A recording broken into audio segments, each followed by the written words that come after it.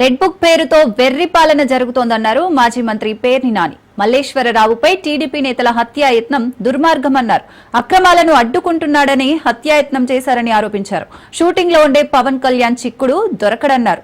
రాజకీయాల్లో పవన్ స్విచ్లన్నీ సినిమా డైలాగులేనని, జగన్ను అధికారంలోకి రానివ్వరని అనడానికి పవన్ ఎవరని నిలదీశారు. రాష్ట్రంలోని ప్రతి గ్రామాన నరరూప రాక్షసులే రాజ్యం ఏలుతున్నారు.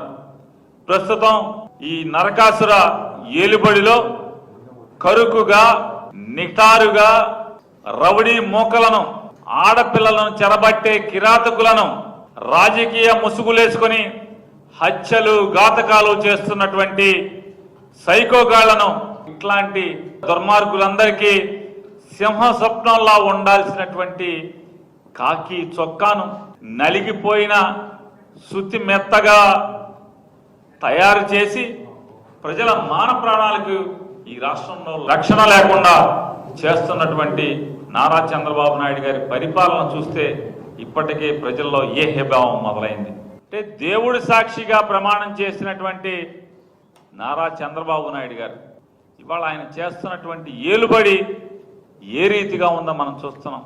అదే నోటితో ఆయన పచ్చిగా వైసీపీ వాళ్ళకి పనులు చేయబాకండి, ప్రభుత్వం నుంచి పథకాలు ఇవ్వకండి, బరితెగించి మాట్లాడతాడు. అదే నోటితో ఆయన వైఎస్ఆర్ కాంగ్రెస్ పార్టీని భూస్థాపితం చేస్తానంటాడు.